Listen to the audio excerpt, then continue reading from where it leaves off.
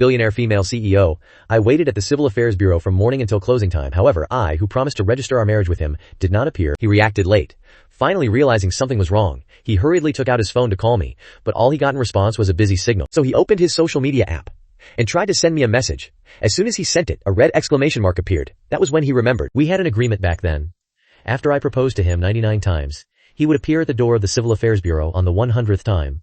But he didn't appear that day. Instead, he took his little boyfriend and appeared at a concert. It quickly became a trending topic. At the same time, I also made it to the trending list.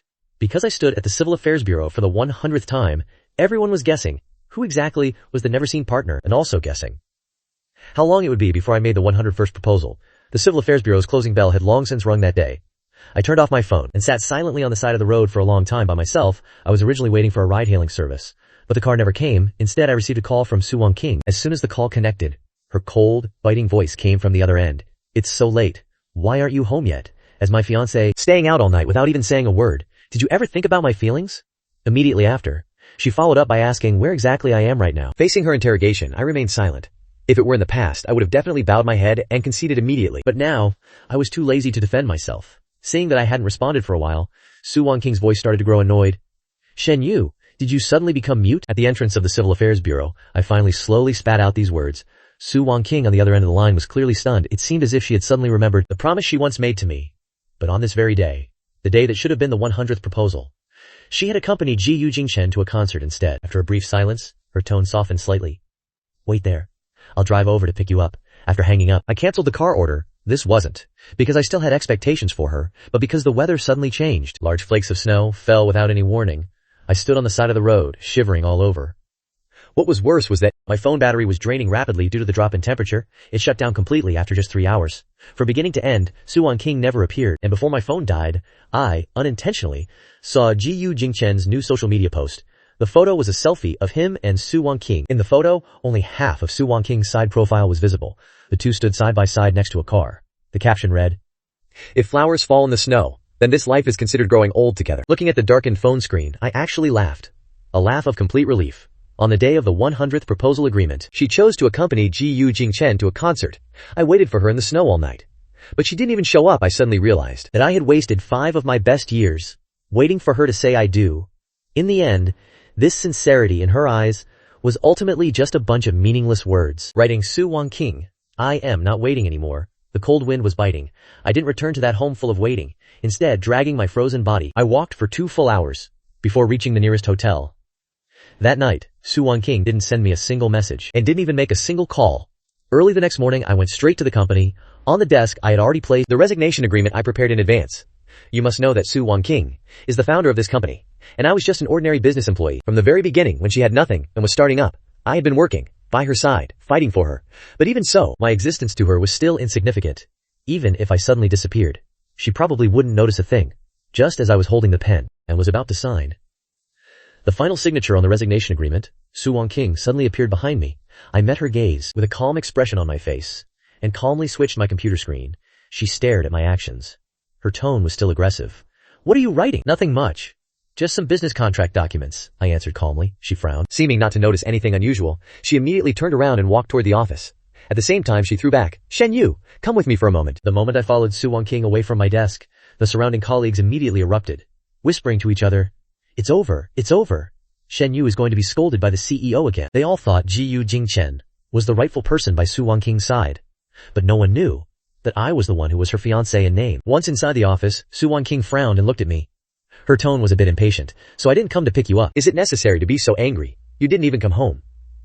I gently shook my head and stated the truth. The snow was too heavy yesterday. It wasn't convenient to go back. This was both the truth and an excuse. The real reason was that I didn't want to go back anymore. I wanted to leave this exhausting place forever. Su Won King seemed completely unaware of my abnormality. Just paused for a moment and suddenly said, "About the proposal, I agree." Immediately after, she took an invitation out of a drawer and handed it to me. "Let's go together tonight. This is the front row ticket to that classical music orchestra you like most." I knew in my heart that she was compensating me for what happened yesterday. After thinking for a few seconds, I still took the invitation. After all, this was what she owed me. Seeing that I took the invitation, but still didn't say anything, Su Won King opened her mouth as if she wanted to say something, but a sudden sharp phone ring interrupted her thoughts. I didn't even need to think to know that this must have been a call from Ji Yu Jingchen. After all, only he had the qualification to make Su King rush over like that. Watching her hurried back as she left, I turned around and took the resignation agreement I had already prepared, printed it out, and went straight to see Vice President Chen. Vice President Chen was very surprised when he saw the resignation agreement. He hurriedly asked, "Shen Yu, are you resigning because of CEO Su?" I pursed my lips, suddenly feeling it was a bit ridiculous. They all thought that I must have been unable to stand Su King's scolding. And that's why I was making a scene about quitting. I didn't explain much, just nodded lightly.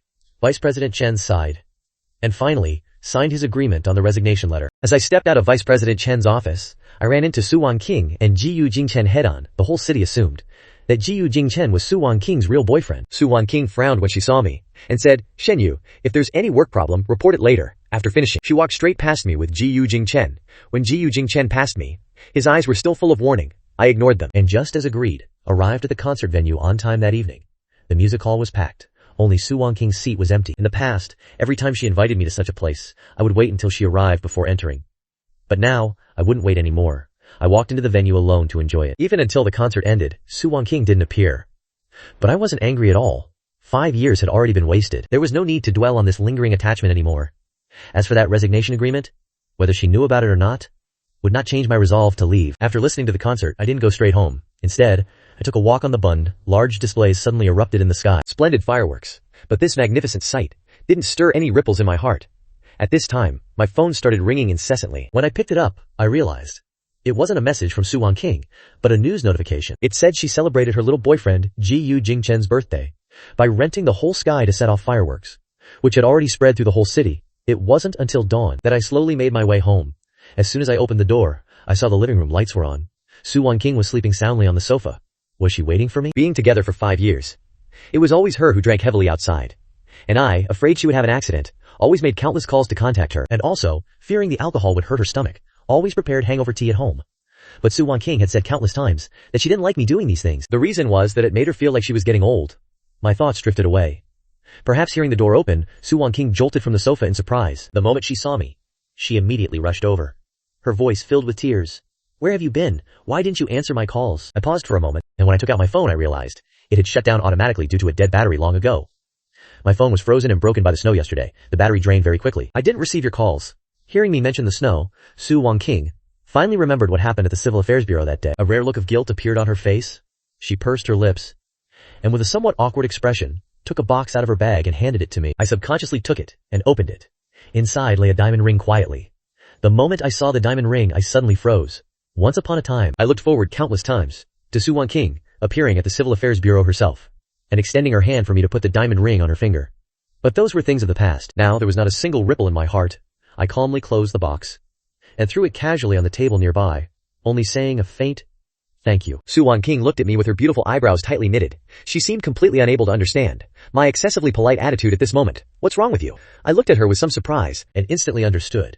Perhaps, in her imagination, I should have screamed in surprise when I saw this diamond ring, and then wept with joy, and thrown all my previous grievances and unhappiness behind me. Thinking of this, I tugged at the corner of my mouth and called out perfunctorily in front of her, "I am so happy." Immediately after, I asked, "Are you satisfied now?" I thought Su King would just stop here. Unexpectedly, she became even more annoyed. "Shen Yu, didn't I just take Jingchen to visit the company? And I've already agreed to your proposal. How long are you going to keep throwing this tantrum?" I wasn't frightened by her gloomy face. Just took the charger to myself and plugged in the phone. While charging, I said, "You misunderstood. I am just a bit tired." Su King's expression was very tense. This was the first time she had detected such obvious perfunctoriness from me. She bit her lower lip gently and reached out, wanting to grab my hand. But just then, the phone suddenly rang sharply. Interrupting her move, she turned to look at me, about to explain. But I said first, "You're busy with work? You don't need to explain specially. I understand." Seeing me so understanding, Su King became even more agitated. She held my hand tightly, desperately wanting to know what exactly had changed in me. But the phone kept ringing more and more sharply, not allowing her much time to think. Finally, under my gaze, she let go of my hand, leaving behind the 101st proposal, "I will definitely go." After saying this, she left in a hurry. After she was gone, it was as if nothing had happened. I went back to the room and had the most stable and comfortable sleep in 5 years. I knew in my heart that as soon as I finished the work handover, Su King would never see me again. Coming to the company the next day, I walked toward my desk as usual, but was grabbed by my colleague Zhao Liu. "Brother Shen, you're in trouble today." I looked at him, somewhat confused. "I have already submitted my resignation. What other trouble could there be?" At this point, Zhao Liu pointed toward my desk direction. I realized then that the position that originally belonged to me had been taken over by Jiyu Jingchen. After Xiao Lia's explanation, I finally understood it completely. It turned out that today was the day Jiyu Jingchen officially started working. When choosing a desk, he took a liking to my desk at first glance. After figuring out the situation, I walked silently toward Jiyu Jingchen. Seeing me approach, Jiyu Jingchen raised his eyebrows. A dismissive smile appeared at the corner of his mouth, and he said flirtatiously, "I like this position. You find another place to sit." I looked at him and nodded calmly. "I'll pack up my things." Just when I had packed all my personal belongings and was ready to leave, Su Wanqing appeared. Jiyu Jingchen immediately let go of the things in his hand and quickly rushed up to hold Su Wanqing's hand. Su Wanqing held his hand in response and introduced him to the colleagues present. "This is Jiyu Jingchen. He will be working with everyone from today on. I hope everyone will take care of him." A smattering of applause broke out in the lobby. Su Wanqing didn't seem to pay much attention. She turned to ask Jiyu Jingchen, "Have you chosen your desk?" As soon as Su Wanqing's voice fell, Jiyu Jingchen immediately pointed at my desk and said, "I want to sit here." Looking in the direction Jiyu Jingchen pointed, Su Wanqing finally noticed me holding a cardboard box beside. Her face instantly became somewhat unnatural. "This position is already occupied. You should pick another one." Beyond everyone's expectations, Su Wanqing actually refused Jiyu Jingchen. But Jiyu Jingchen was determined to sit in my seat. He hugged Su Wanqing's arm and acted like a baby. "Sister Wanqing, I want to sit here. This position is closest to you. I can see you. When I look up, I was really too lazy to watch them flirting like this anymore." And said directly, "Give this position to him. After all, I am resigning. It's just a workstation. There's really nothing to care about." Seeing that I had agreed, Jiyu Jingchen immediately used a look of wanting credit to look at Su Wanqing, triumphantly saying, "Look, he agreed to give it to me." Su Wanqing looked at me again. Her expression inexplicably became even gloomier. Immediately after, she turned her head. Her eyes stared tightly at Jiyu Jingchen. Her voice revealing obvious coldness, I said, "This position is already occupied. Pick another one." She had always been submissive to him. And Su Wanqing, who held him in the palm of her hand, was actually losing her temper with him for the first time. Jiyu Jingchen was a bit overwhelmed for a moment. The atmosphere at the scene also instantly froze. Finally, Su Wanqing didn't say anything more, just glanced at me again and turned away. Jiyu Jingchen was stunned for a few seconds, then hurriedly chased after her. When passing by me, he didn't forget to look back and glare viciously at me. Looking at his back, I suddenly felt it was a bit funny. My past self seemed to have been just like Jiyu Jingchen now, blindly following behind Su Wanqing. The only difference was that I followed for a full 5 years. I was just about to leave the company. My phone suddenly vibrated. A text message from Su Wanqing. The content was very simple. "Tomorrow's 101st proposal. I'll be waiting for you." I read it and smiled, directly blocked her number, and deleted all contact information. After saying goodbye to familiar colleagues one by one, I left this company I had stayed at for so long. After leaving the company, I first returned to my residence to pick up the luggage I had already packed and went straight to the airport. On the other side, Su Wanqing was dressed immaculately and arrived at the Civil Affairs Bureau early the next morning, waiting for me to appear. Just when Su Wanqing was waiting eagerly at the Civil Affairs Bureau entrance, my plane had just taken off. I took a long, deep breath, then closed my eyes and set my phone to airplane mode, preparing to have a good sleep. This sleep was something I had really waited for too long. My favorite music was playing in a loop through my headphones. The soothing melody gradually smoothed out all the pain and unwillingness of the past. "Shen Yu, you are finally free," I said to the air, with a slightly trembling voice to myself. After the plane landed at the destination, I turned on my phone. Messages poured in one after another. They were all about Su Wanqing. This was actually not surprising. Her identity was special, and every move was easily to trigger attention. This was also the important reason why she wanted me to propose 100 times. To her, each of my proposals and each of her missed appointments could become something for others to talk about, and I was just a laughingstock. In those talks, I clicked on one of the news stories and saw that familiar photo at a glance. Su Wanqing standing at the entrance of the Civil Affairs Bureau, wearing a pure white wedding dress, holding a bouquet of bright red roses in her hand. Her face full of anticipation and joy. I could imagine Su Wanqing's current state. She must be looking for me everywhere like crazy, calling me again and again. Luckily, I had turned off my phone early, so I wouldn't be disturbed by her. But even so, it couldn't stop her madness. She contacted all the company employees, asking them one by one about my whereabouts, and even used all her connections, and mobilized all her power to search for me. "Where did Shen Yu go? Who among you knows his news? Did he tell you where he was going? Did he leave any clues?" Her voice was filled with anxiety, but no one could give her the answer she wanted. I had left cleanly, leaving no traces behind. Vice President Chen learned that the person Su Wanqing was looking for was me, and that I was the person who proposed to her 100 times, and was even more shocked to the point of being speechless. He then realized suddenly that all my previous efforts for Su Wanqing were not without reasons. He hurriedly dialed Su Wanqing's phone number, and broke the bad news to her that I had already resigned. "What did you say?" Su Wanqing's voice was full of shock and disbelief. "It's true, CEO Su. It is true, CEO Su. Shen Yu has officially resigned." Vice President Chen replied tremblingly. "This is impossible. How could Shen Yu resign? He proposed to me 100 times. How could he suddenly leave me?" Su Wanqing's voice became hysterical.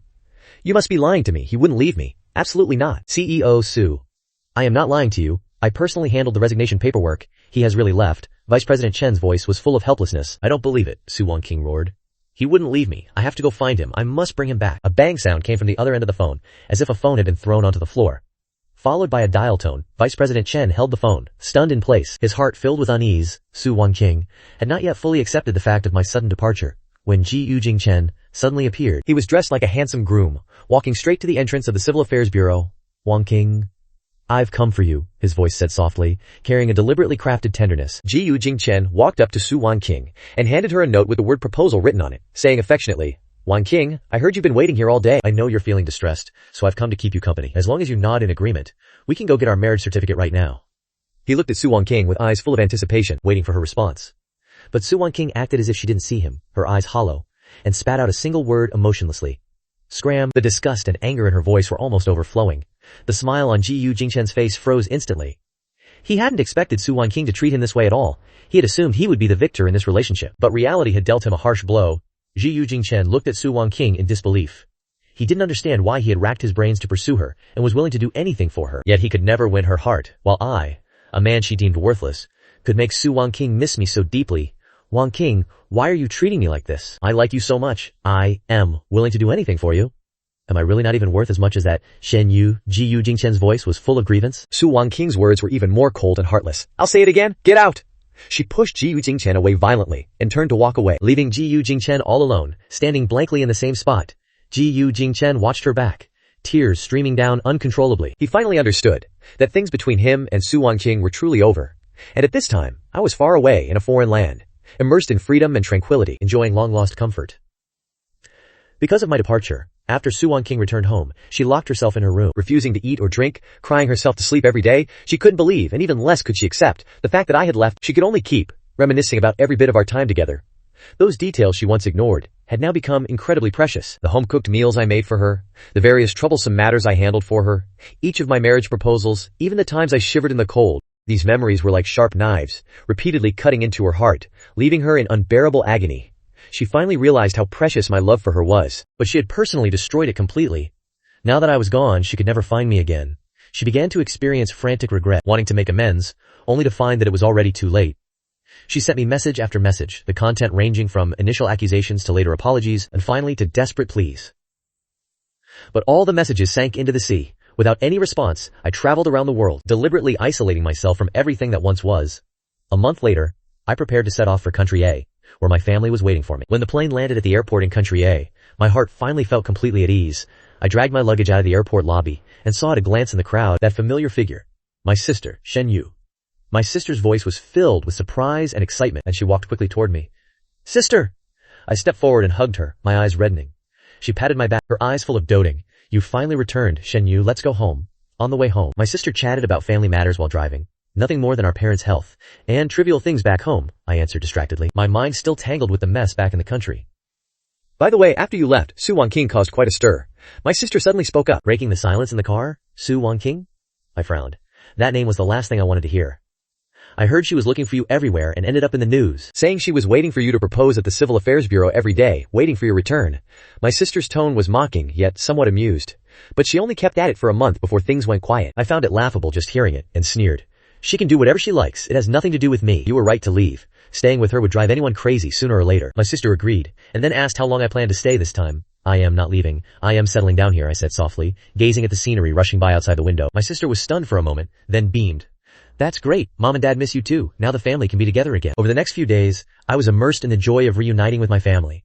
The love from my parents, the companionship of my sister made me almost forget everything in the country. But this peace didn't last long. My sister handed me an anonymous envelope. Someone sent you a letter. My heart sank, a bad premonition welling up. I tore it open and looked. It was indeed Su Wangking's handwriting. Familiar enough to make me disgusted. The letter was full of her apologies and longing, saying she was waiting for me to return so she could make it up to me, and wanting me to fall in love with her all over again. I crushed the letter into a ball and threw it into the trash can, handing the bin to my sister. Sis, help me dispose of this. My sister took it without asking any questions. Later, with my sister's support, I found a job, met new friends, and life slowly got back on track. At a company dinner once, I met Shen Qingyan. He had an outstanding temperament, and was eloquent and generous. After the dinner ended, he offered to drive me home. Shen Yu, you're from the capital, right? He asked while driving. How did you know? I was somewhat surprised. Based on your accent. I am too, he smiled. If you ever need any help, just let me know. Meeting a compatriot in a foreign land, a warmth washed over my heart.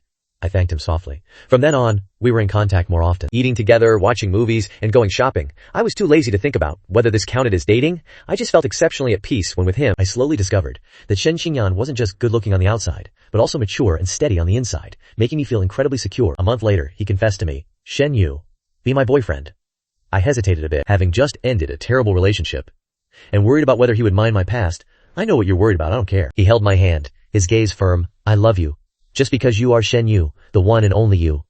My heart grew hot, my eyes reddening. He then took a ring out of his pocket and looked at me. "Shen Yu, will you marry me? I will make you the happiest man." I choked up as I let him put the ring on me.